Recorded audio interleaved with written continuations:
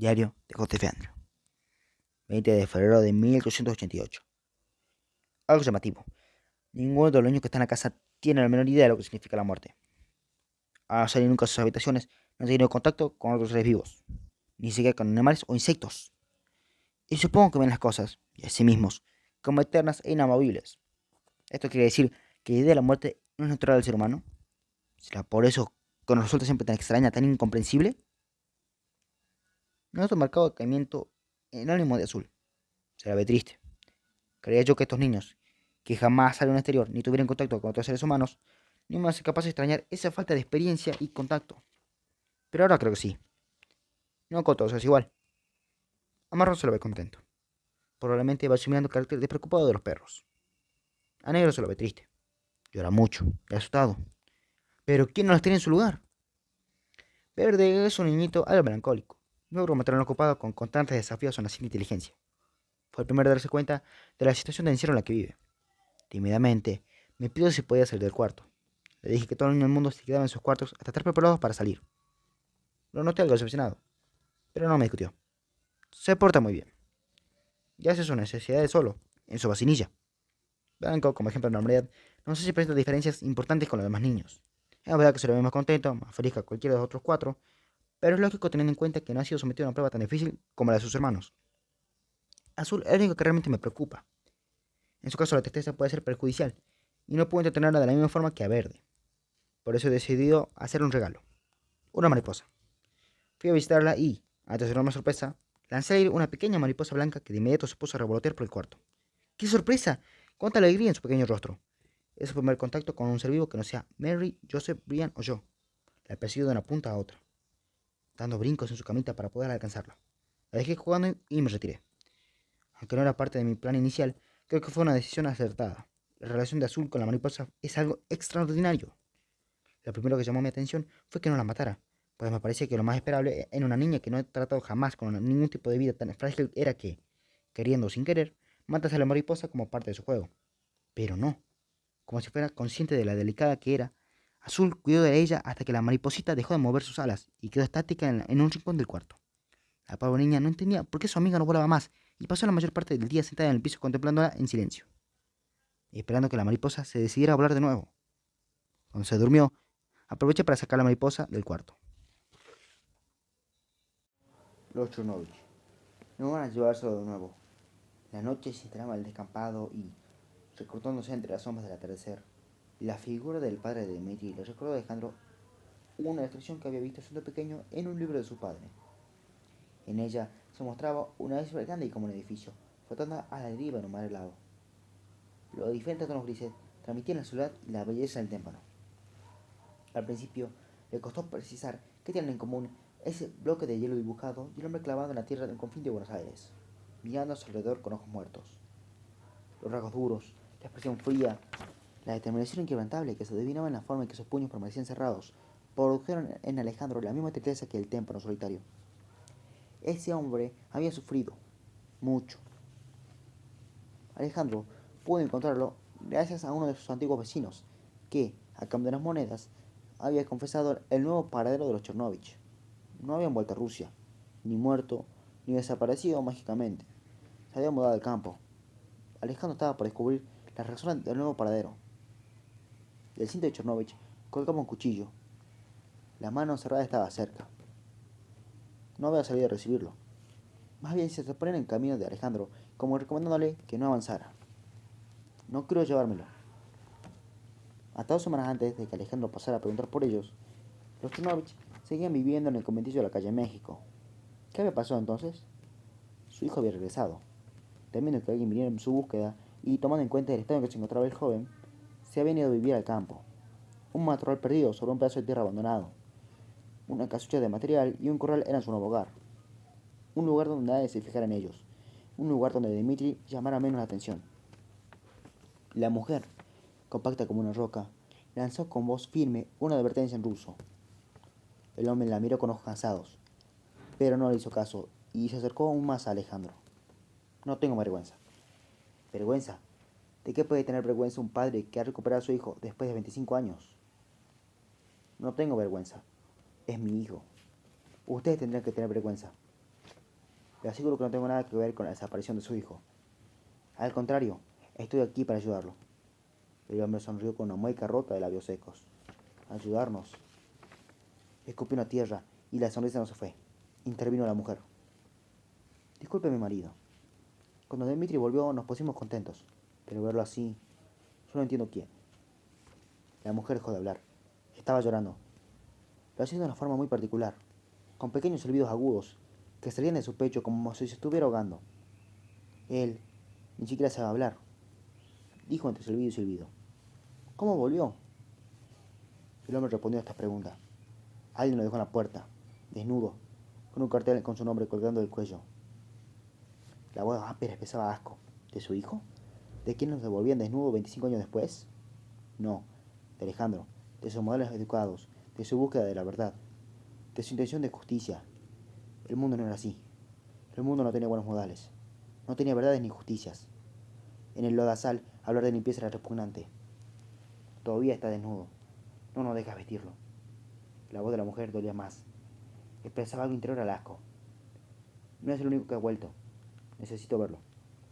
Hombre y mujer, por un segundo, dejaron de ser tales. Fue como si desaparecieran, o desapareciera lo que habitaba en sus cuerpos, y quedaran las cáscaras vacías de carne y hueso. El dolor y el desprecio se fueron. Quedó la consternación, la fría extrañeza que les producía enfrentar a su propio hijo. Se dieron vuelta casi al mismo tiempo y caminaron hasta el corral. Alejandro los siguió. El hombre abrió la puerta. Entraron. A oscuridad. Olor rancio. Cuando los ojos se acostumbraron a la penumbra, Alejandro vio una sombra que se movía contra la pared. Era un hombre. Caminaba en cuatro patas. Ahí lo tiene. Diario de J. F. Andrew. 30 de julio de 1889. Ayer tuve un enfrentamiento con Marrón. Fui al galpón a ver cómo se encontraban nuestras mascotas y enorme fue mi sorpresa al encontrarlo parado en dos patas y dando sus primeros pasos. Con gritos y algunos golpes de mi bastón, le indiqué que volviera a la posición que corresponde a la de su especie. Entonces comenzó a hablar. Hablar es una forma de decir, por supuesto, pues empezó a producir unos extraños sonidos que querían formar un lenguaje. Una queja, una amarga queja llena de reproche, hecha de sonidos amorfos y desagradables. Al igual que si un perro me ladrara, lo mandé a su cucha mientras lo amenazaba con mi bastón. Finalmente volvió a andar en cuatro patas y se dirigió hacia donde estaban los demás perros, sin dejar de emitir su incomprensible lamento. Perro hombre. Lentamente se va acercando. Al principio desconfía, mueve la cabeza, agudiza el olfato, se aproxima dando rodeos. La espalda está completamente encorvada. La espina dorsal dibuja en la oscuridad una curva de huevos montañosos. La piel está sucia, curtida de tierra, lluvia y sol, como cruzada de líneas negras que trazan dibujos incomprensibles. Las extremidades se extienden y contraen con cada paso. Las manos se apoyan en la tierra mientras avanza. Entonces los ojos. La animalidad en ellos es más notoria aún que en las piernas y los brazos deformados. Es la mirada expectante del perro, la boca abierta, la lengua colgando. Alejandro siente que el frío le sube de los pies y mientras el hombre se acerca trata de evitar el temblor, pero no lo logra. Ya casi lo tiene encima. El hombre, primero, lo mira, como hacen los perros cuando buscan una señal de confianza. Al rato, como si fuera un hocico, la nariz se refleja contra la pierna de Alejandro, que se contiene aunque quiere gritar, quiere correr, quiere llorar, pero se contiene. Mientras el hombre lo olfatea, él piensa que no hay forma de sentir miedo, porque los animales lo notan. La forma en que mueve la cabeza, la postura de su cuerpo, los gestos que hace mientras lo huele. Todo en él es animal. Del hombre solo queda la forma. La nariz se acerca a la entrepierna. Alejandro da un paso hacia atrás. El hombre desnudo sigue olfateándolo, con largas inhalaciones y gestos de placer. Es casi como verlo alimentarse. Entonces salta. Permanece sobre sus piernas por poco tiempo. Se nota que no está acostumbrado a caminar sobre ellas. Apoya las manos sobre los hombros de Alejandro y logra sostenerse, como haría un perro. Ahora están frente contra frente. El hombre desnudo lo tiene aprisionado. Solo es nauseabundo. Saca la lengua y le lame la cara. Alejandro no resiste más. Como puede, se libera. El hombre desnudo vuelve a su rincón. Afuera, Alejandro vomita. Al levantar la cabeza se encuentra con la sonrisa muerta del padre de Dmitri. Ahora la comprende. Comprende el odio en la tranquera al abrirle. El padre de Dimitri vuelve a mirarlo con desprecio. Nikon es un perro. No importa lo que le hayan hecho, no es un perro. No, no. La mueca muerta no se va. El desprecio en la mirada, tampoco. Responde algo que no se escucha, un insulto en ruso, y vuelve a su casa. Diario de J.F. Andrew, 19 de septiembre de 1889. Negro. Pasó su primera prueba importante. Dejamos libre en su cuarto a un pequeño ratón. El animalito tenía varios días sin comer y, apenas entró, fue directo hacia él. Hago esto con la idea de que aprenda a defenderse y atacar. Pienso ir enfrentándolo a animales cada vez más grandes. Él sabe lo que es la violencia. Para eso, Félix le ha pegado y maltratado cada día de su existencia. Cuando el ratón se le acercó, lo destripó de un solo golpe. Verde. He logrado con él algunas conversaciones muy interesantes. Aunque no llega a los 4 años, ya habla perfectamente y en estas charlas voy enseñándole el mundo, lo que son los animales, los océanos, el sol, los árboles. Escucha mis palabras con la mayor atención y es un espectáculo extraordinario ver esa mente flexible, incorporando conceptos. A diferencia de lo que sucede con la mayoría de los niños, que conocen un árbol y luego aprenden qué es un árbol. La educación de Verde es completamente abstracta. Es imposible saber hasta qué punto entiende lo que le enseño y con qué imágenes representa en su mente los conocimientos que va adquiriendo. Pero por las preguntas agudas que hace, creo que el estar obligado a tanta abstracción lo ayuda a desarrollar un tipo de inteligencia más profunda. Azul. Hasta la fecha le he regalado ya 4 mariposas. En cada caso, la sorpresa y la alegría fueron enormes. Creo que ya espera con ansias que le traiga periódicamente una nueva amiga. Es sorprendente la relación que establecí con ellas. El otro día pude observarla y juraría que la mariposa respondía a sus órdenes. Azul se paraba en medio del cuarto con sus bracitos en cruz y se le daba la cabeza hacia la izquierda, la mariposa se posaba en su palma izquierda. Y si lo hacía a la derecha, en la derecha. ¡Extraordinario! ¿A qué se deberá? ¿Logrará algún tipo de conexión con las mariposas? ¿Una empatía especial con ellas? ¿Por las drogas, quizá? ¿Es tal cosa posible? De lo sucedido hasta ahora es lo que me resulta más asombroso. Escapa completamente a mis cálculos. Debo seguir con atención esta relación. Me duele un poco, con cada muerte de una mariposa, presenciar la reacción de Azul. En algunos casos, pasa horas sin mover ni un músculo. No termina de comprender qué es lo que le pasa con sus amigas, cuando deciden dejar de mover sus alas y quedarse petrificadas para siempre. Y una vez muertas, no nos permite que las saquemos del cuarto. Al darse cuenta de que aprovechamos su descanso para hacerlo, comenzó a tomar por las alitas con muchísimo cuidado a su amiga muerta y a dormir con ella, entre sus manos, para evitar que se la robemos, sin comprender que la mariposa ya no despertará. Blanco. Si comparo mis conversaciones con blanco y verde, dejo fuera azul, su caso es especial, y marrón y negro no hablan. Queda claro que verde es más inteligente. Blanco, que conoce el mundo exterior, que en todos sentidos es un niño normal, demuestra ya desde tan pequeño la característica estupidez de la gente normal. Es caprichoso, poco estable en sus estados de ánimo, dado la distracción, a buscar el divertimiento por encima de todo. Verde, en cambio, es serio, introvertido, agudo observador y sediento de conocimiento. Marrón.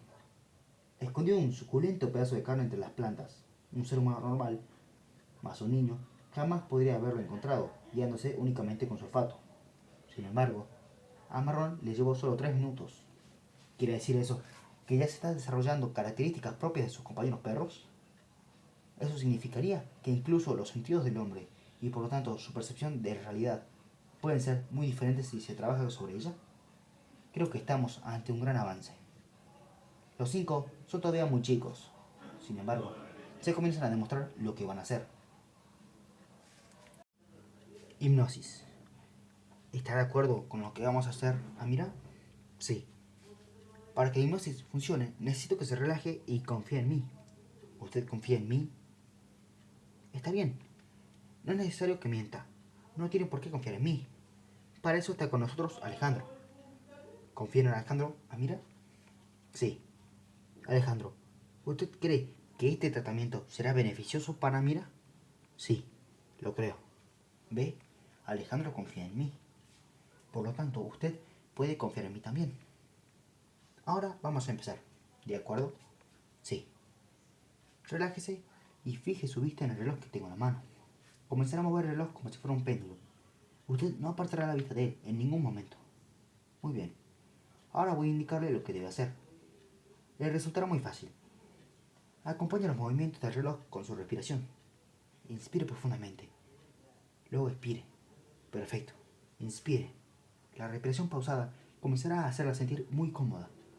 Expire. Sus músculos se distienden. Inspire. Si quiere bajar los párpados, puede hacerlo. Expire. Disfrute de la sensación de relajación y deje caer sus párpados. Inspire. No luche contra ellos. Expire. Cierre los ojos. Ahora tiene mucho sueño. Cuando yo se lo ordene, quedará profundamente dormida. Mantenga los párpados cerrados. Siente el cansancio y manteniéndola. Duerma. A partir de este momento, usted está profundamente dormida. ¿Está dormida, Amira? Sí. Muy bien. Duerma. Continúe respirando profunda y regularmente, sintiéndose a gusto. E intente imaginar una escalera. Me gustaría que imaginara una escalera. No importa de qué tipo. Una escalera de 10 escalones. Imagínese en lo alto de esa escalera. ¿Ya está? Perfecto. Se encuentra mentalmente en lo alto de la escalera. Y desde el escalón que está pisando, ve algunos escalones más. Dentro de un momento voy a empezar a contar, con voz clara y fuerte, de 1 a 10. Cada vez que yo pronuncie una cifra, usted bajará un escalón. Con cada escalón que baje, retrocederá en el tiempo hacia su infancia. Cuando llegue el último escalón, tendrá 10 años. Esta escalera la llevará a su niñez. Solo debe descender escalón por escalón, hasta llegar al último. No me importa cuántos años tenga en cada escalón. Lo importante es que, cuando termine de descender la escalera, tendrá 10 años. ¿Ha entendido correctamente? Sí. Muy bien. Voy a comenzar a contar. 1. Baja al primer escalón. Comienza a volver en el tiempo, hacia su infancia. 2. Baja al segundo escalón. Es un poco más joven. 3. Baja al tercer escalón. Recuerde que cuando termine de descender tendrá 10 años. 4. Baja al cuarto escalón. Sigue retrocediendo hacia su infancia. 5. Baja al quinto escalón. Se encuentra en la mitad de la escalera. Cuando la descienda tendrá 10 años. 6. Baja al sexto escalón. Pronto habrá vuelto a tener 10 años. 7. Baja al séptimo escalón. Falta muy poco. 8. Baja al octavo escalón. Ya es una niña. Cuando termine de descender la escalera tendrá 10 años. 9. Solo falta 1. Al descenderlo tendrá usted 10 años. 10. Ha descendido la escalera. Tiene 10 años. Abra los ojos. Diario de J.F. Andrew. 4 de marzo de 1890. Azul ha comprendido finalmente lo que es la muerte. Hace unos días entré a su cuarto y la encontré tirada en el piso, con los ojos abiertos y una mueca rígida en su carita. Me acerqué asustado. Al intentar moverla, no reaccionó. Por un segundo temí lo peor, pero enseguida noté que estaba caliente, y al comprobar su pulso, lo encontré normal. Entonces le hice cosquillas, y no pude evitar largar una risita. Estaba jugando a hacerse la muerta. Tanto esperar en silencio a que las mariposas revivieran la ha llevado a comprender que, cuando el impulso de la vida abandona el cuerpo, este queda duro y no se puede esperar nada más de él. Pasa buena parte del día en esa posición. Hacerse la muerta es ahora su juego favorito. En cuanto a mi personal, si bien cada cual cumple con las tareas que les corresponden, me preocupa que el aislamiento en el que vivimos pueda afectarlos, especialmente a Joseph. Ya son varias las noches en que lo encuentro borracho al punto de no reconocerme. Entiendo que sufre más que el resto de esta soledad, dado que, al no tener ningún tipo de inclinación intelectual, no encuentra en el estudio el sosiego que sí encontramos Brian, Félix, Mary o yo. Joseph, el cangrejo gigante. ¿Cuántos años tienes, Amira? Ya no soy Amira. Alejandro y Máximo Landor intercambiaron miradas. ¿Cuál es tu nombre entonces? Azul. Azul, es un bonito nombre. Gracias. ¿Dónde te encuentras, Azul? En mi habitación. ¿Cómo es tu habitación? Blanca. ¿En qué parte de tu habitación te encuentras? Estoy sentada en mi cama. ¿Qué haces? Nada. ¿Cómo te sientes? Aburrida. Descríbeme la habitación con más detalle. Es blanca. ¿Más detalles? Paredes blancas, techo blanco, piso blanco, una puerta blanca. ¿Estás sola? Siempre. Casi siempre. Y cuando no estás sola, ¿con quién estás? Con algunos de ellos. ¿Quiénes son ellos? Los que están del otro lado de la puerta. ¿Puedes abrir la puerta? No. O sea que no puedes salir. Sí, puedo, pero no por la puerta. ¿Y por dónde sales entonces? Por el pozo. ¿Qué pozo? El pozo que tengo en mi habitación. Yo mismo lo cavé. ¿Y para qué sirve el pozo? Para escapar. ¿Vas a escapar pronto? Puedo escaparme cuando quiera. Lo he hecho muchas veces. Si quiero, puedo escapar ahora. Solo tengo que tirarme al pozo. Abajo está el pasillo. ¿El pasillo? Sí, el pasillo. ¿Y a dónde lleva el pasillo? A la playa. ¿Has estado en esa playa? Sí. ¿Cuándo? Voy todo el tiempo. Bajo al pozo, recorro el pasillo y salgo a la playa. ¿Cómo en la playa? Hay sol y mar y arena. ¿Estás en la playa ahora? Sí. ¿Te gusta? Mucho. Quiero ir al agua. Descríbeme la playa. Azul. Es hermosa. Y el agua es transparente. No hay olas. Está fría. ¿Y qué es lo que haces cuando vas a la playa? Quiero meterme. Quiero meterme al agua. ¿Sueles hacerlo? Siempre. Primero piso con mi pie el mar. Lo tengo debajo de mi pie. Piso con el otro. Estoy caminando. Es hermoso. ¿Por dónde estás caminando? Por el mar. ¿Quieres decir por la playa? No, por el mar. Sobre el agua. ¿Caminas sobre el agua? Sí. ¿Cómo puedes hacerlo? Lo hago siempre. Me vuelvo liviana. Así. Me vuelvo liviana para no hundirme. Si quiero puedo saltar. También correr o bailar. Ahora estoy corriendo. Más rápido. Cada vez más rápido. ¿Y a dónde vas? A ningún lado. ¿Qué hay del otro lado del mar? Nada. El mar no va a ningún lado. Solo está ahí. Pero no puedo alejarme por él todo lo que quiera. Azul. Quiero que vuelvas a tu cuarto y me cuentes quién te puso ahí. No quiero. ¿Por qué no quieres? Me gusta caminar por el mar. No quiero volver. Necesito que lo hagas. No puedo volver ahora. Es peligroso. ¿Por qué es peligroso? Por Joseph. ¿Quién es Joseph? Un cangrejo. Un cangrejo gigante. Se cree la gran cosa porque es marinero, pero es basura. No sirve para nada. Siempre se lo dicen. ¿Cómo es Joseph? Descríbelo. Es un cangrejo gigante. Tiene trenzas con pinzas y patas de insecto. Los ojos están incrustados en la cara, metidos para adentro. La nariz es roja y se le cae. Escupe. Es fuerte, pero idiota. Ahí viene. ¿Joseph viene? Sí, me tengo que ir. Ya me vio. ¿Qué hace? Se sumerge en el mar para taparme. Yo corro. Está furioso. Escupe. Le pega al mar para hacerme caer. Pero no me caigo. Sigo corriendo sobre el agua. Tengo miedo. Está cerca. Abre la boca. Me quiere comer. Asqueroso. Es asqueroso. Alguien le grita que no lo haga. Que si lo hace lo va a matar. Joseph tiene miedo. ¿Quién grita Joseph? Los gritos vienen de la playa. Es un hombre. Acaba de salir de una cueva. Solo veo su sombra. Me saluda con la mano. Lo conozco. ¿Quién es ese hombre? Azul. ¿Quién es? Los grandes ojos negros de Amira brillan en la oscuridad del cuarto de Máximo. La espalda se arquea y un ligero temblor recorre sus hombros mientras en sus labios se dibuja una pequeña sonrisa de emoción. Es Andrew, mi padre. Diario de J.F. Andrew. 4 de abril de 1890. A veces me pregunto si el equipo de trabajo es consciente de la importante misión de la que forman parte. Pareciera que por momentos olvidan por qué hacemos lo que hacemos. Mary, quizá por ser mujer, se muestra demasiado sensible con los niños. Necesita endurecer su carácter si quiere continuar con esta tarea. A Félix, en cambio, debo controlarlo si no quiero encontrarme un día con un niño muerto. Brian es el más medido e inteligente, pero es tan inútil y torpe. A veces logra ponerme verdaderamente nervioso. Por las noches cenamos los cuatro juntos. Brian, Félix, Mary y yo. Joseph anda por ahí, en sus asuntos, emborrachándose. Discutimos sobre nuestras últimas lecturas y casi nunca hablamos de los niños. En general, llevo yo la palabra y ellos me oyen con atención. Trato de enseñarles, de que aprovechen el momento que pasan conmigo para incrementar sus conocimientos. Ellos también son mi responsabilidad. Realidad. Muchos años atrás, en una de las pocas visitas a un cabaret que había hecho en su vida, Alejandro había tenido una especie de revelación. Observaba a una señora algo mayor para su oficio y bastante gorda.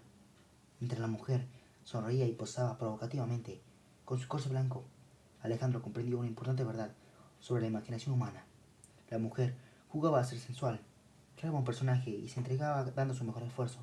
El corse blanco era su disfraz, la entrada a una versión distinta de ella misma, pero el atuendo le quedaba chico, Los pliegues de carne escapaban al control del pedazo de tela. Se salían por arriba, por abajo, pequeños y grandes rollos que se asomaban, curiosos de completa rebeldía a la figura impuesta.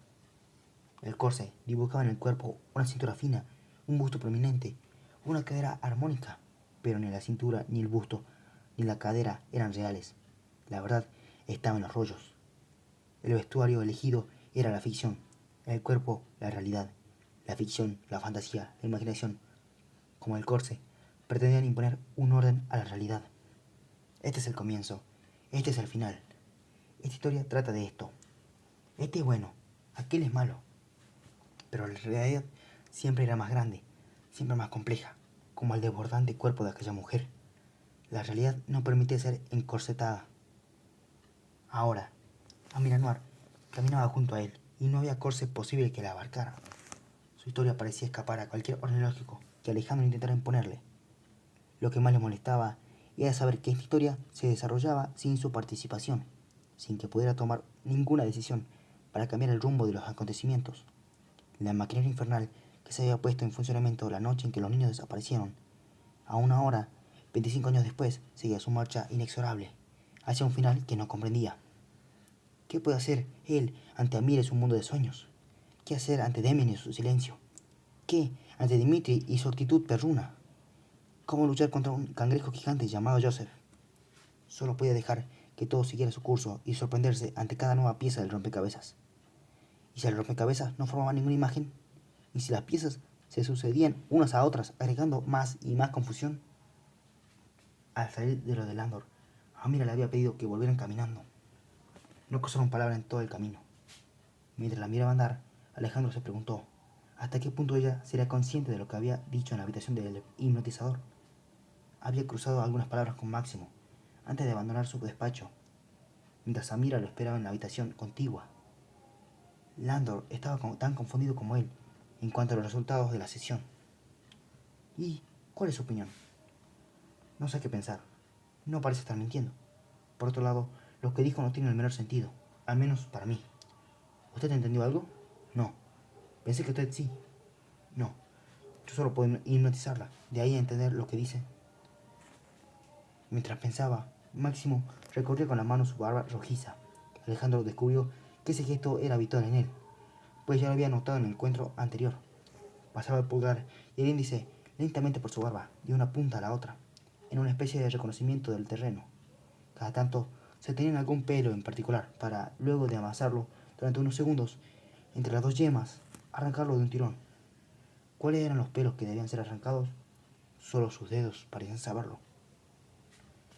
Era como si relatara un sueño, dijo Máximo, después de una larga pausa reflexiva durante la cual 3 pelos fueron forzados a abandonar su barba.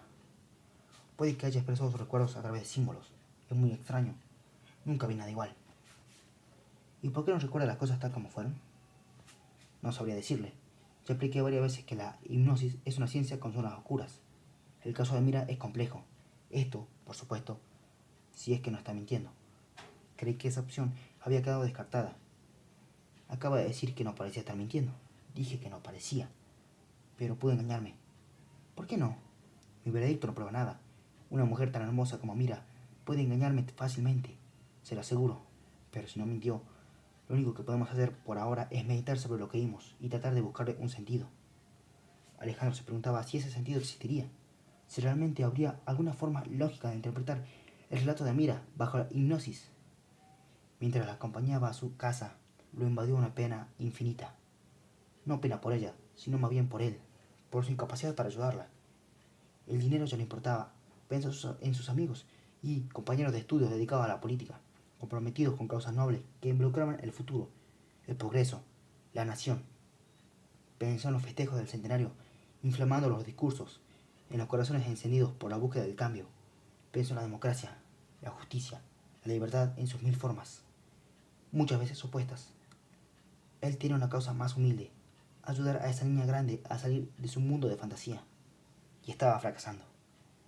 Por simple que fuera su meta, no lograba correr el velo que se cernía sobre el pasado de Amira. Cuando llegaron a la casa de los Anuar, se despidieron con un gesto confuso a mitad del camino entre el saludo formal y la confianza de dos amigos. Ella lo miró directo a los ojos y sonrió. Era su forma de decirle que no se preocupara demasiado, que todo iba a estar bien. Una sonrisa que era también de agradecimiento, que indicaba que, a pesar de lo que desconectada del mundo que parecía estar, entendía los refuerzos que él estaba haciendo por ayudarla. Y él sintió esa sonrisa como si fuera el mejor de los abrazos. Alejandro siempre había disfrutado especialmente el momento previo a dormirse, el estado de conciencia adormecida, intermedio entre la vigilia y el sueño, en el que las imágenes del día comienzan a mezclarse con el barro acumulado de años de experiencia, y juntos gestan la materia de los sueños. Ese momento había sido siempre de los demás felices de su vida, una felicidad íntima, secreta, cercana a lo religioso, mística. Cerró los ojos. En la oscuridad de su cuarto, en la oscuridad de sus ojos cerrados, en la oscuridad de su mente confusa, comenzó a dormirse, y el mundo fue desapareciendo, junto con la vigilia. Desapareció su cuarto de prolija austeridad. Desapareció Buenos Aires y los hombres que recorrían su calle dándole forma. Desaparecieron el centenario, la redacción del diario, las discusiones, las voces y las opiniones. Desaparecieron las mujeres y el deseo. Desapareció el mundo y todo lo que hay en él. Y cuando él estaba sumergiendo a la zona donde vigilia y sueño se hacen uno, apareció un rostro. Líneas que se cruzaban, rectas, curvas, daban formas. Dibujaban con luz en la oscuridad. Dibujaban labios finos, ojos negros brillantes. Un rostro que Alejandro conocía. El rostro de Amira Noir, brillando en todo su esplendor. El mundo no competía con ella.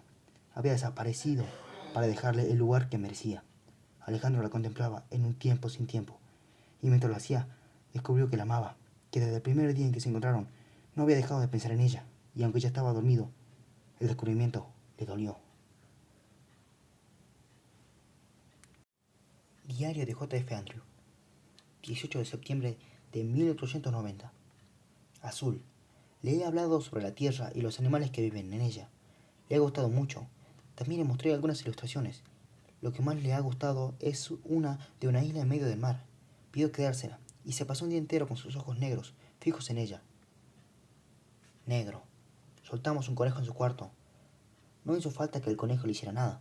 2 minutos después de que entrara, Negro ya le había roto el cuello y acabado con su vida. Lo extraño vino después. Tuvo el cadáver varios días en su poder, y se ponían locos si intentábamos tomarlo. Le sacó las tripas, las enroscó alrededor del cuello del animal, le arrancó una pata y se la puso en la boca. Yo no entendía qué era lo que estaba haciendo, hasta que finalmente me di cuenta. Estaba jugando. El cadáver del conejo era su primer juguete. Blanco. Por Dios, cómo me aburro cada vez que voy a visitarlo. Debo soportar que me cuente sus insignificantes vivencias, que me haga preguntas estúpidas. La normalidad, el mayor de nuestros enemigos. Verde. Le estoy enseñando a leer. Es tan inteligente. No deja de sorprenderme y darme satisfacciones. Marrón. Se ha convertido en todo un perro. Ladra, muerde. Ya no tiene el menor atisbo de humanidad. Visita al puerto. ¿Andrew? ¿Su padre? Eso dijo. Omar caminaba nervioso de una punta del salón a otra.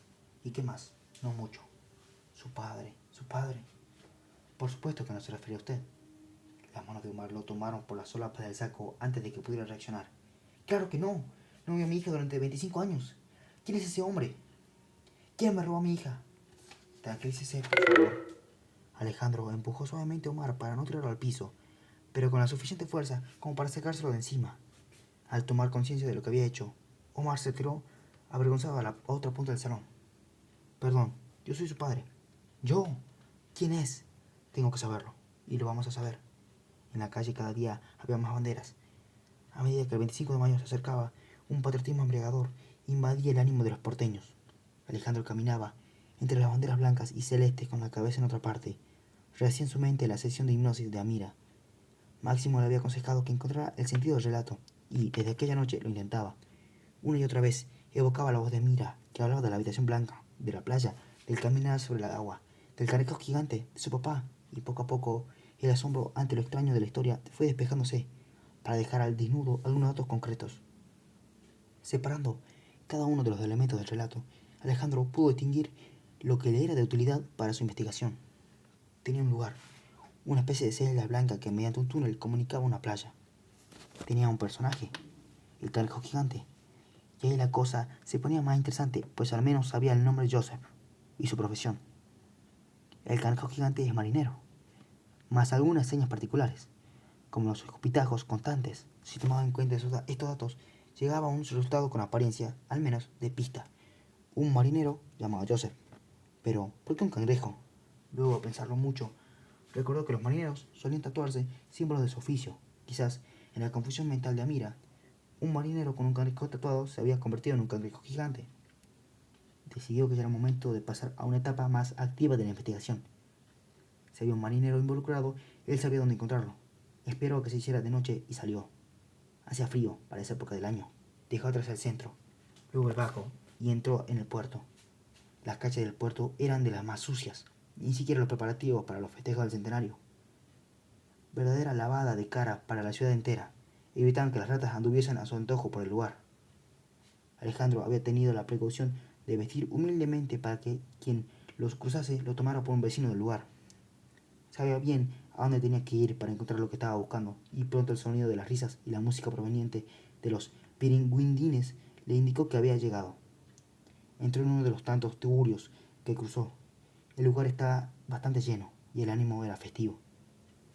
Entre los parroquianos buscó el más apropiado para sus fines. Encontró candidato en un viejo de boina, barba blanca y pocos dientes que en una mesa ruñosa tomaba una caña. Lo encaró. Buenas noches. Saludó mientras se arrimaba a la mesa. El viejo lo miró con curiosidad. Buonasera, respondió con desgano. ¿Invito a otra copa? Grazie. La aceptación del viejo le daba derecho a sentarse a la mesa. Estoy buscando a alguien. El viejo se limitó a realizar un gesto difuso con los hombros, como diciendo, mucha gente busca a mucha gente. Un marinero de nombre Joseph, extranjero seguramente, con un tatuaje de un cangrejo en alguna parte del cuerpo. El viejo daba vueltas y no respondía. Se extraía con el barullo de las mesas circundantes. Se reía de chistes que nadie le hacía. Obviamente estaba esperando una recompensa mayor por su respuesta que un vaso de caña. Alejandro ya tenía listo el billete entre el dedo índice y el mayor, y con solo mostrarlo fugazmente, recuperó la atención del viejo. Yo no sé nada. Sé que hay gente que se esconde. El puerto es un buen lugar. Muchos hicieron cosas malas. Hay que tener cuidado. El viejo se cayó y miró ansioso la mano que tenía el billete. No me ha dicho nada que no supiera. El viejo volvió a hacer uno de sus gestos difusos mientras se rascaba la cabeza. Pero es que yo no sé nada. Conozco gente que sabe, pero yo no sé nada. Entonces, ¿por qué no me lleva con alguien que sepa? Me haría un buen favor. Refunfuñando en italiano, el viejo le indicó que lo siguiera. Salieron a la calle. Casi se llevan por delante a una pareja que se divertía en la puerta del boliche. El hombre los insultó, pero ni el viejo ni Alejandro le hicieron caso. Caminando en la oscuridad, se apartaron un par de calles hasta llegar a otro local, tan pestilente como el anterior. Entraron. En la mitad del salón, el viejo le indicó con un gesto que lo esperara ahí, mientras él se acercaba a una mesa del fondo, en la que un hombre corpulento besaba el cuello de una muchacha sentada en su regazo. El hombre oyó lo que el viejo le decía, y a través de la capa de humo que los separaba, clavó la vista en Alejandro. Despidió a la muchacha, que dejó los arrumacos fastidiada. La mirada adusta del hombre le indicó que se acercara. Mientras se sentaba a la mesa, el billete que llevaba en la mano izquierda pasó a la derecha del viejo y al instante desapareció. El hombretón líquido dio un trago a su bebida y observó a Alejandro mientras se rascaba el mentón. Bueno, amigo, ¿qué lo trae por aquí? Estoy buscando a alguien. Con solo una mirada el hombre pidió otra bebida a la chica, que antes estaba sentada en su regazo. Primero lo primero. Antes de que me diga a quién busca, me gustaría saber por qué lo busca. No voy a hacer cosa que ayude a alguien a quien no quiero ayudar. Un asunto personal. Es amigo de una amiga. Necesito hablar con él. No soy policía, si es eso lo que le preocupa. El hombre rió con fuerza, mostrando una blanca hilera de dientes, en mejor estado de lo que se podría esperar. Pero claro, amigo, ¿cómo va a ser policía con esa cara? Alejandro prefirió pensar que no tenía cara de policía. Era una especie de elogio. ¿Y este amigo de su amiga sabe el nombre? Joseph, un marinero. Tiene un cangrejo tatuado en alguna parte del cuerpo. Como si recorriera rápidamente un enorme archivo de datos ubicado en algún rincón de su mente, el hombre mantuvo la mirada en suspenso durante unos segundos. No me suena. Y eso que por acá conozco a todo el mundo. Me parece que está buscando en el lugar equivocado. ¿Estás seguro? Sí. Algunas personas se cambian los nombres, pensó Alejandro. Especialmente aquellas que no quieren ser encontradas. de algún marino con un cangrejo tatuado, olvídese del nombre. El tema de los tatuajes es difícil. No todos están a la vista. Algunos son muy graciosos. Pero cangrejo no. No recuerdo haber visto ninguno. Decepcionado le dio algunos billetes al hombre y se paró dispuesto a abandonar el lugar. Lamento no haber sido de ayuda. Si tiene algún dato más, véngame a ver. Nunca se sabe. Afuera, la noche continuaba. Quiso llenarse de aire para oxigenar sus ideas y fue un error. El olor a restos marinos del puerto golpeó con fuerza a sus fosas nasales. Un borracho pasó dando tumbos en busca del equilibrio perdido. Dos pasos a la izquierda, tres a la derecha. De nuevo a la izquierda, otra vez a la derecha. Avanzaba en zigzag, caminando de costado, como un cangrejo. Se preguntó si eso se refería a la imagen del retrato de Amira. Un marinero borracho. Eso era el cangrejo. Olvídese del cangrejo, estoy buscando a un marinero borracho. El hombre, que de nuevo cargaba a la señorita sobre su regazo, le devolvió una mirada cansada, mientras reía sin mover los labios. Un marinero borracho. Tira una piedra por la ventana y seguro le pega a uno. Con las imágenes de la prisión de Amira en mente, Alejandro fue convirtiendo el cangrejo en hombre. Un marinero extranjero, ahora debe ser un hombre grande, arriba de los 50, los brazos gruesos, fuertes como tenazas, las piernas flaquitas como de insecto, tiene los ojos chiquitos, metidos para adentro, como incrustados en la carne, y la nariz roja, muy roja. Parece como que se le cae. Puede ser que debido al alcohol, y escupe, está constantemente escupiendo. La chica se paró y fue a atender a otra mesa. El hombre bajó la mirada mientras pronunciaba el nombre. El viejo Thomas. Thomas, así se llama. La descripción que usted hace suena a Thomas. ¿Lo conoce? ¿Sabe dónde está? Sí, es un buen hombre, grande ya. No molesta a nadie. ¿Qué hizo? No sé qué hizo, pero necesito encontrarlo. ¿Para qué? Para hablar, solo para hablar. El hombre se rascó la barbilla y observó a Alejandro un rato, como evaluándolo. El viejo Thomas no molesta a nadie, vive en el barrio de las ranas. Vaya a saber desde cuándo, en un rancherío, que si se lo ve no puede desearle nada peor. A veces los hombres jóvenes cometen errores que después los persiguen hasta viejos. Es lo que yo les digo siempre a mis hijos. Cuidado, que lo que hagan ahora después se paga. Y caro. Si lo busca Thomas por alguna macana que se haya mandado de joven, tenga en cuenta que peor de lo que está no puede estar. Ya le dije que solo quiero hablar con él, nada más. Quizá ni siquiera es la persona que busco. Hable nada más. Y a mí no me menciona. Por supuesto. Al llegar al lugar, entendió la advertencia del hombre. Se trataba de la parte más oscura del barrio de las ranas. Seguro que aquí no la traen de visita oficial a la infanta Isabel de Borbón, pensó Alejandro. Y era la cara oculta de los festejos del centenario, lo que había que tapar con las fiestas y los monumentos. En una callejuela de tierra inmunda, donde un par de ranchos precarios apenas se distinguían de la basura que los rodeaba, vivía el viejo Thomas, posible candidato a ser Joseph, el canejo gigante. Por la descripción del informante, Alejandro distinguió la vivienda enseguida, un montón de chapas amontonadas, una cortina de tela raída como puerta, un par de pilotes torcidos hacia las veces de columnas y en el frente una montaña de basura que un perro hambriento trepaba buscando algo de comer. Alejandro se escondió y esperó. Cayó una lluvia fina que le caló los huesos. La noche se fue haciendo profunda. Finalmente una mano velluda se asomó por la cortina, puerta, y un instante después un hombre grande con la cara surcada de arrugas, los ojos azules y chiquitos, el perro rubio ennegrecido por la mugre y la nariz tan roja como una enorme remolacha, salió de la casa, con la mano en la cintura y los ojos apenas abiertos. Escupió con tanta fuerza que casi pierde el equilibrio.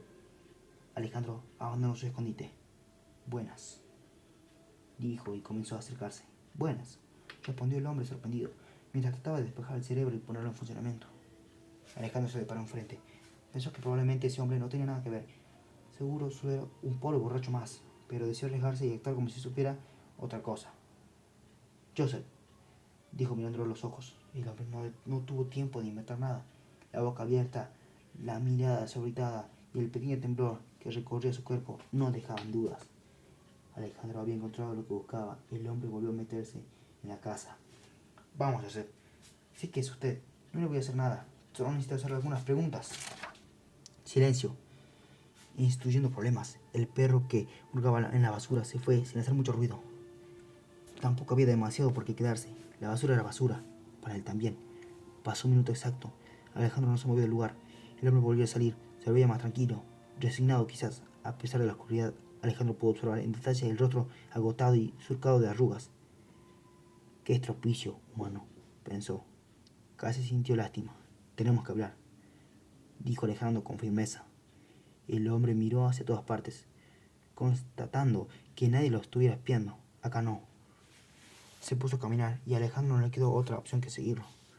Una luz fantasmal, que parecía venir de la luna, aunque no hubiera luna en el cielo, volvía difusas las formas y borraba los contornos.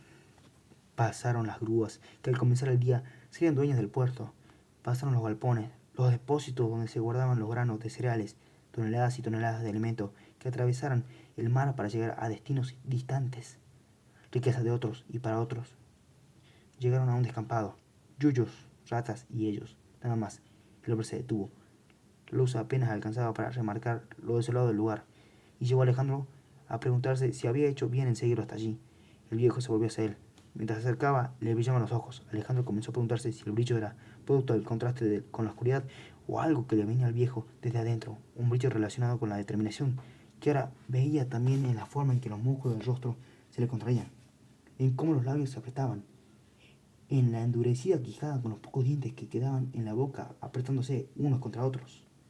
Todo eso veía Alejandro mientras el viejo se le acercaba. No llegó a ver el cuchillo. Al cuchillo lo sintió demasiado tarde, cuando ya entraba en su cuerpo. Solo sintió la punzada en el estómago y luego cayó al suelo.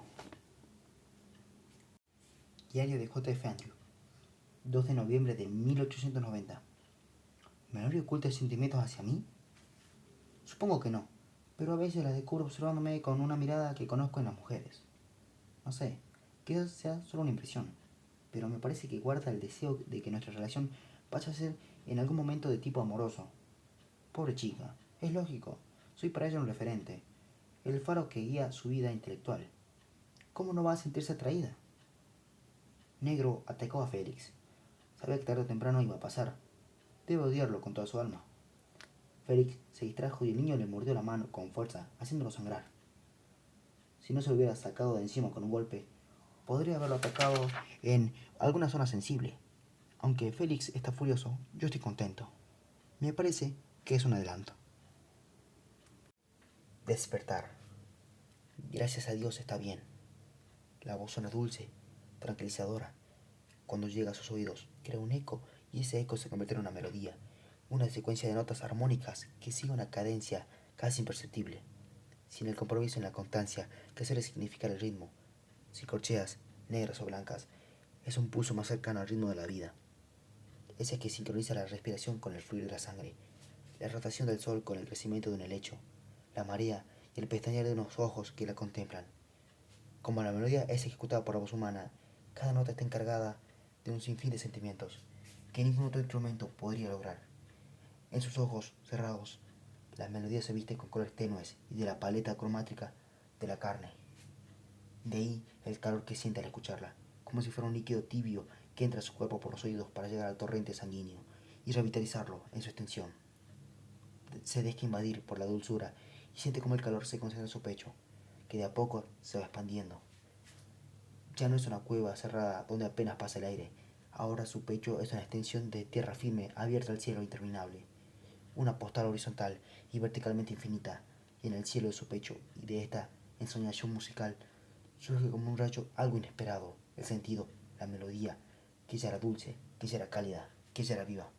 Se completa cuando cobra sentido. Y no es el sentido de las palabras el que entiende, porque las palabras se le escapan. No existen para él. Solo existe la música. Y si la voz dice, gracias a Dios está bien, él entiende exactamente eso, pero musicalmente. Y si las palabras transmiten preocupación, afecto, amistad, la música maneja un sentido más profundo, pleno, único, sin divisiones, un sentido que lo arropa y crea ese cielo interminable en su pecho abierto en el que, de ser posible, se quedaría vivir por siempre. Cuando Alejandro abre los ojos, descubre que está solo. Y la voz... Entonces recuerda a Joseph y el puerto. Estuvo a punto de morir. ¿Cómo llegó a su cama? Una punzada en el costado derecho le quita la fuerza. Lleva la mano a la parte de su cuerpo de la que viene el dolor y encuentra que tiene el abdomen vendado. Se concentra en su estado de salud solo para poder concentrarse en algo. Con esfuerzo quita la venda y observa la herida. Se alegra al descubrir que no es muy profunda. Por un momento se marea, pero después recobra el equilibrio. ¿Quién curó su herida? ¿Quién lo salvó y lo sacó de las manos del cuchillero? Tiene que volver al puerto y encontrar a ese hombre. Da unos pasos por el cuarto para comprobar si puede caminar con facilidad. A cada paso, siente un pequeño tirón en el abdomen. Abrocha los botones de su camisa y nota una mancha de sangre que quedaba tapada con el saco puesto. Busca sus zapatos, pasa su mano por el pelo revuelto y se prepara para salir. Aunque 15 minutos después está en la calle, al puerto nunca llega. Con solo poner un pie afuera, Alejandro sabe que pasa algo raro. Lo nota en el aire, un malestar que asciende desde los rostros crispados, cruza la calle. Llena el clima denso y opresivo de la tarde, ojos entrecerrados, labios retorcidos por el asco, temor en los pasos rápidos, apurados por llegar a casa o al trabajo. Hacía tiempo que Alejandro había descubierto entre la ciudad y él un compromiso no escrito que lo obligaba a sentir en carne propia cada desgracia que le sucediera a la urbe. No sabía si esta relación se daba entre todos los hombres y el lugar en el que vivían, pero él sufría cada herida que la ciudad recibía. Buenos Aires y Alejandro estaban atados en un pacto de sufrimiento mutuo.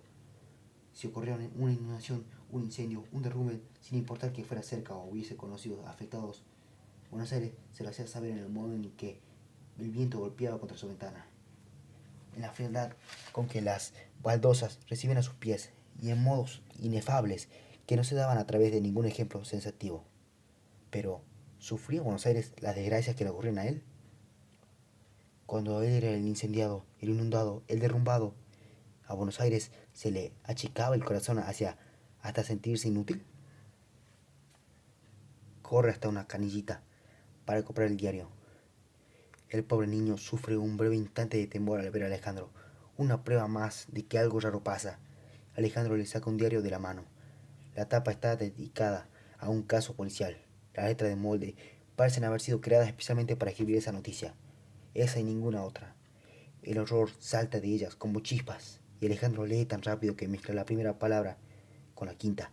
Descifra varias oraciones a la vez, tratando de hacerse una idea completa del cuadro y volviendo una y otra vez al espeluznante titular con el que comienza la nota: Atroz crimen en el puerto.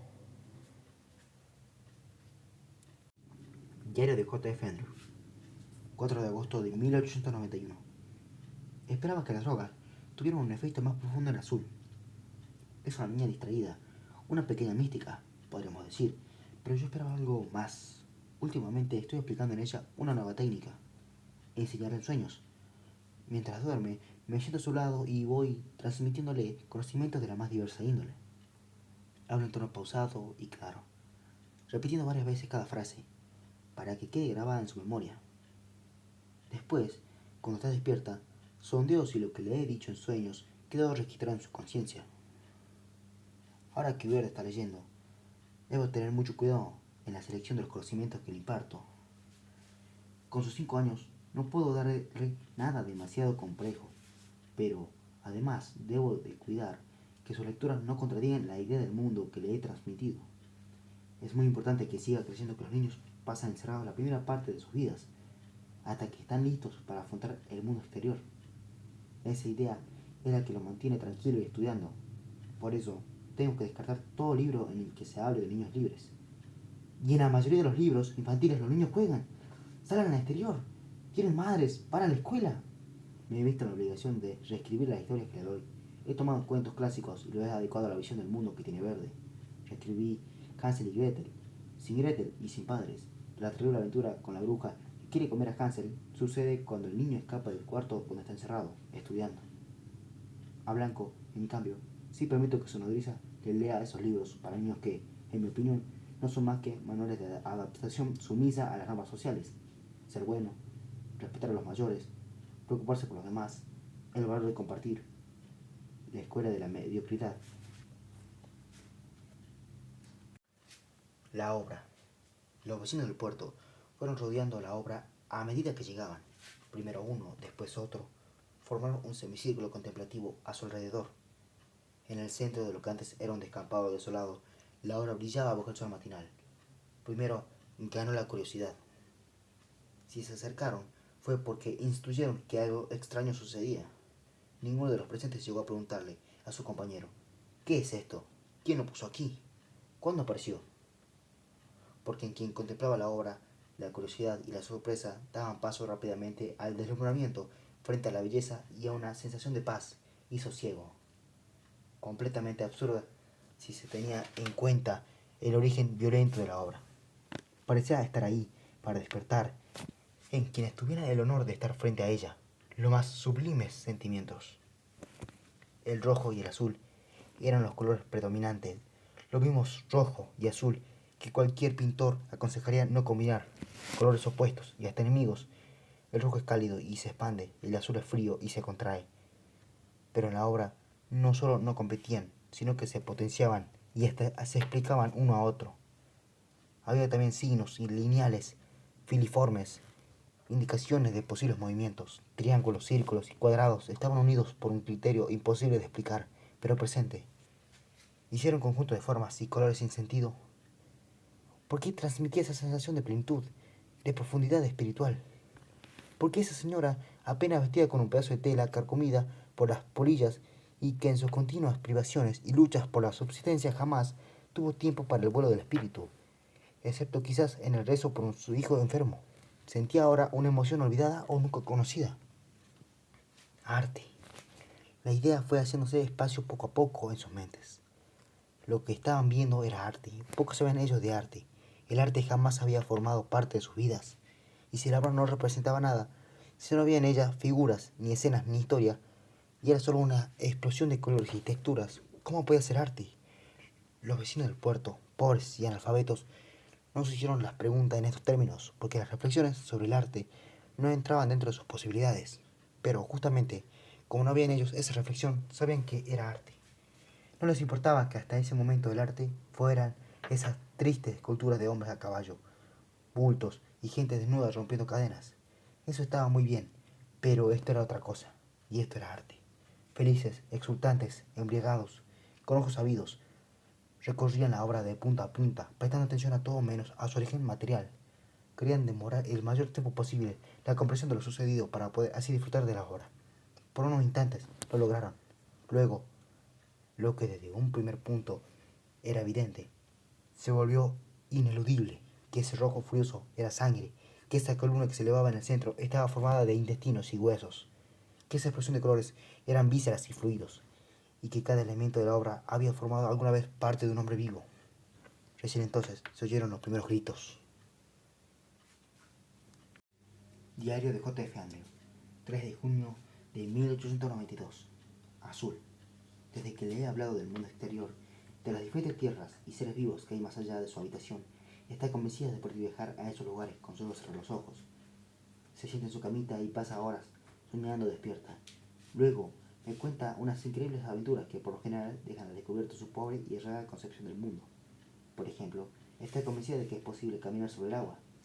Si supiera la antigüedad de esta idea, pero en ella no responde a un simbolismo religioso, sino que al observar las ilustraciones sobre el mundo marino que le traje, instuyó, con cierta lógica, que el agua capaz de levantarse sobre sí misma y formar olas y espumas era de una categoría muy distinta al agua que ella conoce, la que Mary usa para bañarla o la que le damos de beber. Y si en las ilustraciones las olas se alzan como amenazadoras montañas, ¿por qué no se iba a poder caminar sobre ellas? Marrón. Se lo ve algo deprimido. Falta de voluntad. Pero al menos su comportamiento es completamente perruno. Verde. Su cuarto es el único que tiene una pequeña ventana que da al jardín.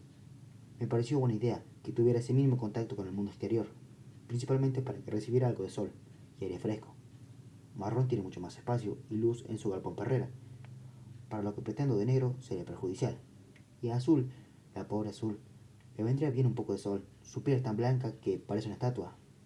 Pero todo no se puede. Una ventana en su cuarto daría a la calle, con el riesgo de que pasase a alguien. Últimamente, la obsesión de Verdi con la ventana le ocupa la mayor parte del día. Parado en puntas de pie, mira y mira hacia afuera, a veces directo al sol, lo que de seguro no es bueno para su vista. Pero, ¿qué puedo hacer? Si clausuro la ventana ahora, moriría de la tristeza. Blanco lo ha internado en un colegio pupilo, así que por un tiempo puedo olvidarme de él. Un problema menos. Negro, la semana pasada lo enfrentamos a un perro salvaje y acabó con él en pocos minutos. Sigue con la desagradable costumbre de jugar con los cadáveres. Por ahora lo dejo. El cuerpo humano. Alejandro tenía en su cabeza demasiadas preguntas sin resolver. Al misterioso regreso de los niños secuestrados y lo surgido en la sesión de hipnosis con Amira, se sumaba ahora un asesinato. Y también el deseo de descubrir quién había salvado el cuchillo de Joseph. Necesitaba a alguien que lo ayudase a pensar y por el momento solo contaba con Máximo Landor. Se encontraban en la confitería La Ideal, en una mesa apartada. Alejandro le había pedido a Máximo que se vieran allí. Observándolo fuera de la habitación de su hotel, en un ambiente tan poco habitual para el mimetizador como una confitería, Alejandro pensó que era un tipo bastante raro. Esta impresión se hizo más fuerte cuando el mimetizador pareció entusiasmarse mientras Alejandro lo ponía al tanto de las novedades y le explicaba cómo había descifrado lo dicho por Amira en la sesión de hipnosis hasta encontrar en el puerto a Joseph, el cangrejo gigante, y como el antiguo marinero había intentado matarlo para unas horas después aparecer muerto. Leí algo sobre ese crimen en los diarios. No sabía que usted estuviera involucrado. Y no lo estoy. ¿Estás seguro de eso? No sé lo que pasó. Estaba vivo. Y luego...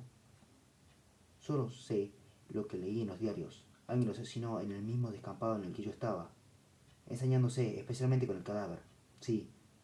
Dicen que no fue un asesinato normal. Que fue algo artístico. La palabra artístico quedó flotando en el aire durante un incómodo silencio. Cerca de ellos, contra una pared, descansaba el busto de algún prócer. En la otra punta del salón, una ninfa o alguna otra representación idealista de la feminidad alzaba sus brazos al cielo. Eso era arte. Sin embargo, lo encontrado en el puerto tenía poco que ver con esa clase de arte. El cuerpo humano es tan poca cosa. ¿Perdón? ¿No ese es el motivo de todos nuestros sufrimientos? Somos capaces de soñar lo que no podemos realizar. He ahí la desgracia del hombre. Puedo imaginarme levantando vuelo, y si me esfuerzo, puedo sentir ahora mismo el aire golpeando contra mi rostro mientras me remonto al cielo. Sin embargo, si me subo a lo más alto de este edificio y salto, ambos sabemos que terminaré estrellado contra el piso. ¿Por qué? ¿Porque no es un pájaro? No, hombre, le hablo de otra cosa. ¿Cómo es posible que seamos más en nuestros sueños? ¿Qué nos impide superarnos? Nuestro cuerpo. Hay quien se admira con razón de las cualidades del cuerpo humano y su innegable armonía, y no hay duda de que se trata de una maquinaria extraordinaria, tan extraordinaria como el cuerpo de una ballena, el de un león o el de una lombriz. Y sin embargo, mi alma es tanto más, y digo la mía porque la suya no la conozco, ni la de nadie más, ni siquiera sé si las almas existen. Me refiero con alma a este conjunto de impresiones que soy yo. Y es tan increíble, le aseguro que si no fuera por mi cuerpo podría volar. Le digo más, si no fuera por mi cuerpo sería un extraordinario pianista, un atleta de excepción y un gran bailarín. ¿Por qué si no fuera mi cuerpo, mi alma no tendría límites? ¿Me sigue? La verdad es que no. Vamos, ¿no siento por momentos una fuerza descomunal, totalmente desproporcionada con respecto a la que su cuerpo tiene? Cuando se enoja, por ejemplo, ¿no siente que sería capaz de incendiar el universo entero si pudiera hacer salir de su cuerpo el fuego inmenso que lo posee? No entiendo a qué viene todo esto. Por un momento Máximo pareció decepcionado. El alma de un dios en el cuerpo de un animal. Esa es la desgracia del ser humano. Ajá. ¿Y qué tiene que ver eso con el asesinato? Piensa en lo que el asesino hizo con el cuerpo. ¿No es esa una forma de acabar con el límite del que le hablo? ¿No intentaba el asesino convertir el cuerpo humano en algo grandioso? Al transformar el cuerpo de su víctima en una obra de arte, ¿no buscaba expresar lo que realmente es el ser humano? Convertir el cuerpo de un viejo borracho en algo maravilloso, extraño, inexplicable, como el alma. Sí, un viejo borracho que hasta hace poco estaba vivo. Y aquí la cuestión es filosofar menos y descubrir quién lo asesinó y por qué. Estoy tratando de pensar cómo la persona que cometió el crimen prefiere que piense que esto es obra de fantasmas o de seres malignos escapados del infierno y que a usted lo rescató un grupo de ángeles.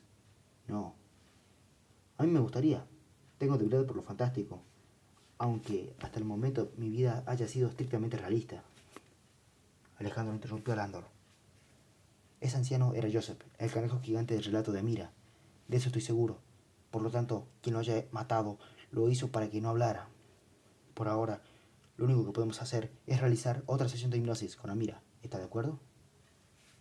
Le dije cuando la conocí que lo más probable era que su amiga estuviese mintiendo, pero los últimos acontecimientos me están empujando a creerle. Así que cuente conmigo, haremos otra sesión. Diario de J.F. Andrew, 23 de julio de 1893. ¡Qué rápido crecen los niños! Pasar la vida entre ellos es estar frente al constante recordatorio de nuestro propio envejecimiento. Porque si pienso en el día en que lo trajimos a la casa, esos bebés recordetes que no saben caminar, y los miro ahora, grandes, formados, llevo la inevitable confirmación de que el tiempo pasa, aunque para mí esté fresco el recuerdo del comienzo de esta aventura. Ya tiene 9 años. Azul es una mujercita en miniatura. Verde, tan solemne, me sorprende cada día con su lucidez e inteligencia. Negro se ha convertido en lo que esperábamos, una auténtica máquina de matar. En cuanto a marrón, a veces al verlo me olvido de que estoy frente a un ser humano. Y de blanco, ¿qué puedo decir? Que ya es todo un bobalicón, como la mayoría de los chicos normales de esa edad. Pero nuestra tarea continúa. No hay que bajar los brazos. Recién estamos empezando. Solo es el punto de partida para que estos chicos se conviertan en seres realmente únicos y extraordinarios. A través de ellos sabremos más sobre lo que oculta nuestra mente y sobre nuestro instinto y nuestras verdaderas capacidades, más que nunca antes en la historia. Me descubro fantaseando con que los niños son grandes y me felicitan y me agradecen lo que hice por ellos, que entienden que han sido parte de algo maravilloso. Cuando ese día llegue, cuando podamos vernos a la cara como iguales y entiendan la maravillosa misión que he cumplido con ellos, creador y obra se reconocerán mutuamente. Ya no habrá distancia entre nosotros y solo quedará el orgullo de la tarea cumplida. El parque les ama. Aunque no viajaba mucho, en una oportunidad había intentado escapar de la ciudad. Con la excusa de una propuesta de trabajo en un diario local y 22 años recién cumplidos, Alejandro se fue a vivir a un pueblito en las afueras de Córdoba, jurándose no volver. Su padre había reprobado la mudanza, por supuesto. Durante 2 años lo logró. En una casita humilde, pero acogedora, pasó los años cordobeses, preguntándose por qué no había decidido emigrar antes. A la distancia, la vida que llevaba en Buenos Aires se le hacía insana. Lo suyo era el campo, el cielo despejado, el tiempo transcurriendo con lentitud. En Córdoba, descubrió que prefería los zigzagueantes caminos de tierra a las calles marcadas a cuadrícula, el canto de los pájaros, a los gritos de los canillitas, las bocanadas de aire seco, a la constante sensación de ahogo que le producía caminar por el centro. Sin embargo, con la voluntad no alcanzaba, y si él prefería la naturaleza no lo prefería a él. No lo quería ni el cielo abierto, ni el arroyo zigzagueante, ni el pájaro cantor.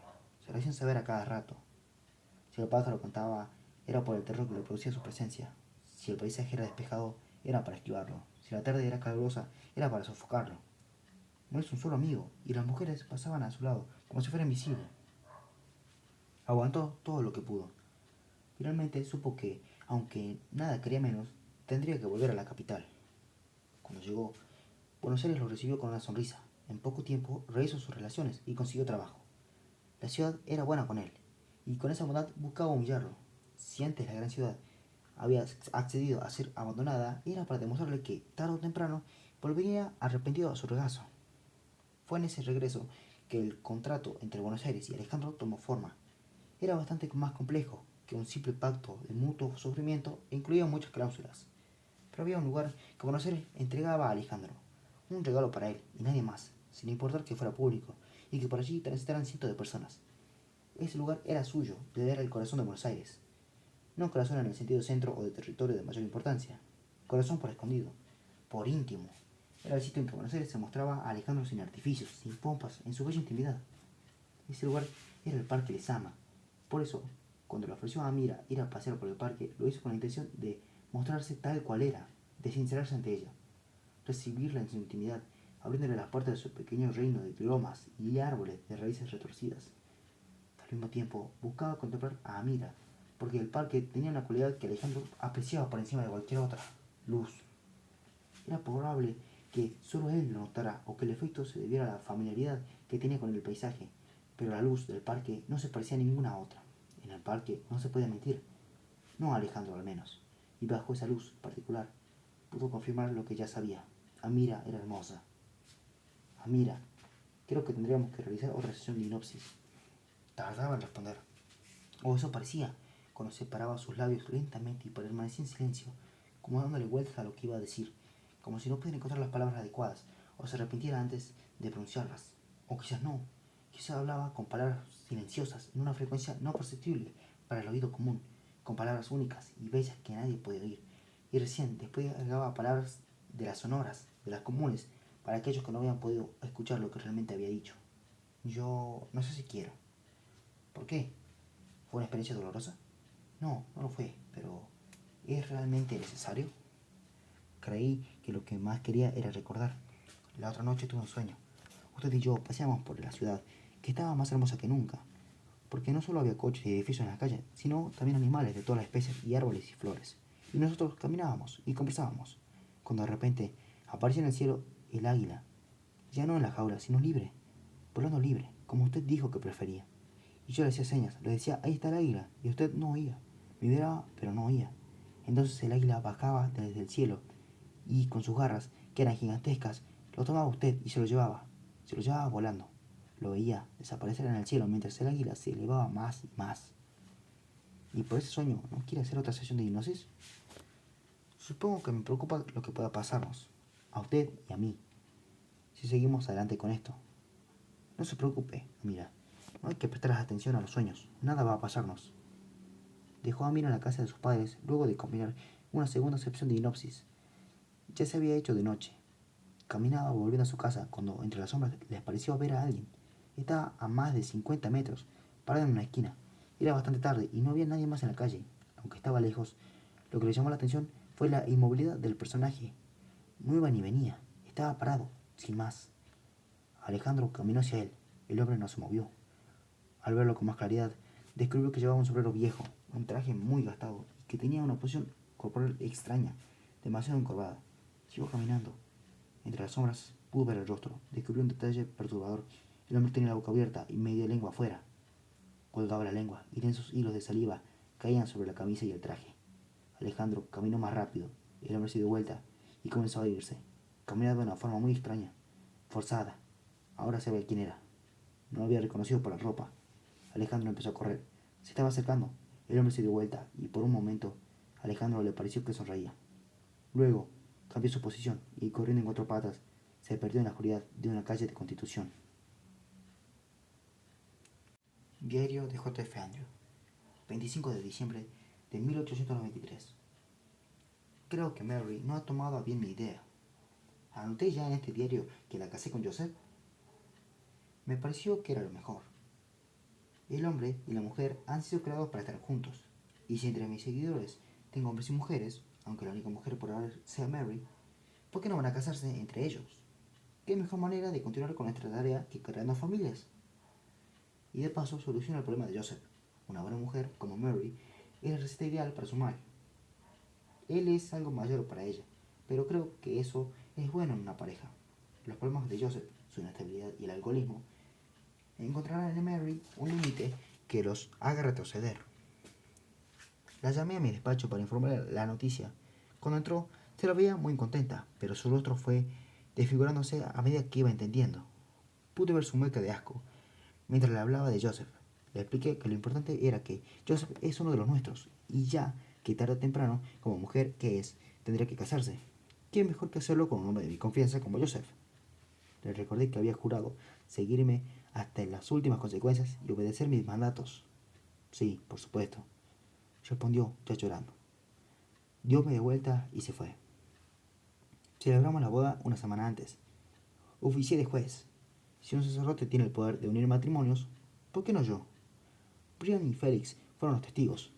Como una humorada, hice jurar a Joseph y a Mary sobre un ejemplar de On the Origin of Species de Darwin. Los muchachos se rieron un buen rato. Después la pareja se retiró a sus aposentos. A Mary se la veía asustada. Espero que Joseph haya sido suave con ella. Mary. Flores era un lindo barrio. El oficial Ramírez pensó que si no cobrara una miseria como policía, le gustaría comprar una casa en la zona. Estaba un poco lejos del centro, pero pasaba el tranvía. Había jardines cuidados y las calles eran silenciosas. Un barrio tranquilo, con prolijas casas bajas, como a él le gustaba. Una de esas casas se dirigía, la de la vieja y querida Mary. De las muchas ancianas, molestas con las que tenía que tratar en su condición de policía, Mary era la menos complicada. Nunca nadie se quejaba de ella. ni ella de nadie. El oficial Ramírez ni siquiera la habría conocido si no hubiera sido porque la anciana tenía grandes conocimientos de medicina. Había sido enfermera en su país natal, según le explicó de manera apresurada, que habían salido a la luz una mañana en que un vecino casi se mata usando unas tijeras de jardinería. Desde entonces, los vecinos se habían acostumbrado a molestar a la vieja Mary, con sus rodillas sangrantes, sus uñas encarnadas, sus toses de medianoche. La anciana rezongaba un poco, pero siempre terminaba dando un buen consejo con tal de que la dejasen en paz. Ese día, el oficial Ramírez se dirigía a la casa de Mary, porque los vecinos habían comentado que durante la noche se habían escuchado una serie de ruidos dignos de un edificio en construcción. Nadie se quejaba, e en realidad, tratándose de Mary, podían hacer la vista gorda, una noche de desvelo. Pero al ir a tocar la puerta, los vecinos no habían obtenido respuesta y decidieron avisar a la autoridad. El oficial Ramírez estaba acostumbrado a este tipo de tareas a las que iba gustoso. Por lo general, era cuestión de llamar a la puerta, hablar con los dueños, explicarles que los vecinos se habían quejado, pedirles que por favor no hicieran más ruido, o que juntaran la basura, o no pidieran a los gritos. En fin, que convienen con las reglas del buen convivir que estaban quebrando. Y listo, a lo sumo, si alguno se ponía terco, quitar un poco. En el peor de los casos, amenazar con llevarlo a la seccional. Algo que por supuesto no iba a suceder con la silenciosa y parca Mary. Fácil, sin problemas. En cambio, los anarquistas, ese sí que es un problema grave, pensaba Ramírez. Había desarrollado un miedo irracional a los anarquistas. Estaba convencido de que odiaban a los policías y deseaban verlos a todos muertos. Para colmo, cualquiera podía ser anarquista. Había que andarse con cuidado, y la mejor manera de cuidarse era evitar la acción, dedicándose a tareas como la que le habían encomendado ese día. Golpeó la puerta y nadie respondió. Entonces sintió el olor, un tufo dulzón, tan fuerte que le parecía picar la garganta. No le costó mucho abrir la puerta, por la fuerza. En otra circunstancia no lo hubiera hecho, no tan pronto al menos. Pero el olor lo llamaba. Entró en la casa. Al principio solo vio oscuridad. Y el olor, porque el olor era como si pudiera verlo. Una humareda roja que provenía de la pared, que estaba justo enfrente. Los ojos se le fueron, acostumbrando a la imagen en la pared comenzó a iluminarse. El olor era su mensajero. El largo brazo con el que la imagen tomaba al oficial Ramírez de la nuca lo obligaba a contemplarla. Lo primero que vio fue el gran triángulo central de texturas superpuestas, sobre el que descubrió un mundo de violetas y rojos ocultos. Ahora la imagen se ampliaba, como si de ella misma surgiera la luz, y Ramírez pudo contemplar el cuadro entero. Sobre su base, el triángulo chocaba con un círculo que del enfrentamiento se había ido y goteaba líneas que en su recorrido cobraban vida y salían disparadas hacia el extremo izquierdo de la pared. Una media luna azul contemplaba la lucha entre el triángulo y el círculo desde una esquina mientras acunaba un trapello de huesos molidos y sangre coagulada. El cuadro, si es que a eso se le puede llamar cuadro, era imponente por su tamaño y por su vocación de esencia, como si fuera la primera vez que esas formas y esos colores eran pintados. El oficial Ramírez cayó al piso, pero no dejó de mirar. Los ojos permanecían abiertos, negando el deseo del cuerpo, que pedía escapar. Las rodillas en el suelo y las manos sobre los muslos, la actitud del que reza ante un ídolo, el rostro compungido, las lágrimas que comienzan a caer. En un instante, un estallido de sensaciones formaron en Ramírez una zona franca, libre de pensamiento, permitiendo que convivieran, en igualdad de peso, sentimientos contrapuestos, la subyugación ante la belleza junto al horror a la violencia, el amor al sublime misterio de la vida y la repugnancia ante la carne podrida, el orgullo de la trascendencia que solo el hombre posee y la vergüenza por lo que con esa trascendencia se hace. Y sobre estos sentimientos, la certeza del crimen, porque desde el primer momento Ramírez sintió la obra, supo que esa expresión de colores y formas puras estaba compuesta por sangre, vísceras y huesos humanos. Lo supo por cómo reaccionaron su sangre, sus vísceras, sus huesos. Cuando la conciencia de sí mismo volvió, el oficial Ramírez se descubrió de rodillas y llorando, como si hubiera estado en la iglesia en su día de mayor fe. Reaccionó como si estuviera descubierto adorando a un ídolo infernal. Tambaleando se levantó, se dio vuelta y comenzó a correr. En la calle la gente lo siguió con curiosidad. No todos los días se ve a un policía corriendo y llorando. Lo que no sabían era que en ese momento Ramírez ya no era un policía, más bien era un fantasma que ha visto el futuro. Mientras corre, Ramírez no recuerda ya su temor a los anarquistas, porque acaba de presenciar con sus propios ojos algo que le resulta más oscuro que la falta de orden. Aunque no podría expresarlo en palabras, sabe que acaba de contemplar el nacimiento de un nuevo orden, despiadado, cruel e incomprensible. Un nuevo orden que, para nacer, necesita destruir lo establecido y crear con sus nuevas viseras. Diario de J.F. Andrew, 26 de noviembre de 1894. Le traje a Azul un nuevo regalo. Uno de esos hormigueros de vidrio en los que puede verse la actividad de las hormigas y sus laberínticos pasillos y cámaras. Por supuesto que le encantó. Me abrazó con tanta fuerza que creí que no me soltaría jamás. En su mirada había gratitud, admiración y amor. Continuando con el amor, ayer pasé la tarde con Blanco. Él estaba con sus juguetes y yo con mis libros, cuando de repente dejó lo que estaba haciendo, vino y me abrazó. Te amo, papá, dijo. Fue completamente distinto a lo sucedido con Azul. En este caso, sentí repugnancia. ¿Qué puede saber ese niño sobre el amor? ¿Quién ha enseñado esa palabra? En primer lugar, solo repite fórmulas que oyó a otros niños o a otros adultos. Nada tiene que ver con el amor que había en los ojos de Azul. El de Blanco es un amor de novela, de lugar común. El niño que se abraza a su padre y le dice, te amo papá. Tan pequeño y ya carece por completo de personalidad. Es solo otra oveja para engrosar el rebaño. En cuanto a Negro, tuvo esta semana una dura prueba. Soltamos en su cuarto a un lobo. Elegimos a uno pequeño, pero resultó ser bastante salvaje. Por un momento evalué intervenir. Finalmente, Negro pudo matarlo con sus propias manos, aunque quedó seriamente mal herido. Mary se puso de mente a trabajar en sus heridas. Como compensación, he dejado en un rincón el cadáver del lobo, para que Negro pueda jugar con él cuando se sienta mejor.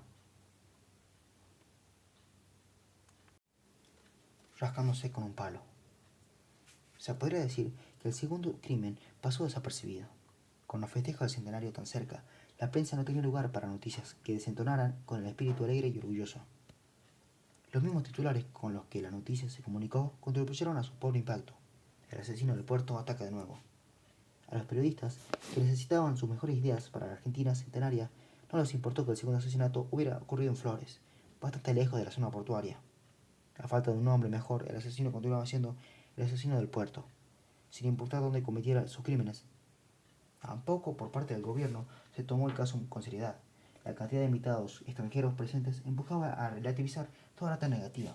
No se indagó, por ejemplo, si había alguna relación entre las dos víctimas, y tampoco parecía interesar que ambos fueran extranjeros, de los que ni siquiera se conocía su verdadera identidad. La nueva víctima era una mujer mayor. Los vecinos la conocían como Mary, aunque no se encontró documentación que probara si este era su nombre real o cuál era su apellido. Vivía sola y casi no recibía visitas. Lo único destacable sobre su persona era que sus conocimientos médicos parecían ser bastante más profundos que los de la mayoría de las enfermeras. Alejandro no sintió esta vez ninguna arma oculta en la ciudad. Se enteró de lo sucedido bastante después del mediodía, y solo por la costumbre profesional de leer los diarios de punta a punta como si fueran libros. La forma tan particular de destrozar los cuerpos para crear obras de arte unía el reciente crimen con el de Joseph. ¿Qué papel ocuparía esa anciana enfermera en el pasado de Amira y de los otros chicos desaparecidos? ¿Y quién estaba llevando adelante esos crímenes? ¿Y qué hacía Dimitri corriendo en medio de la noche? Esa misma noche se encontraron los tres nuevamente en la habitación de Dr. Landor. La sala estaba a oscuras. Apenas se veían los muebles en los que estaban sentados. Rompían la penumbra los esporádicos brillos del reloj, que oscilaba con el ritmo preciso que le daba la mano del hipnotizador. Amira estaba sentada en la misma silla que la vez anterior, la espalda recta, el pelo cayendo sobre los hombros, las manos cruzadas sobre el regazo. Máximo le ordenó que inspirara y que expirara. La respiración de Amira llenaba la sala con un ritmo pausado y parejo.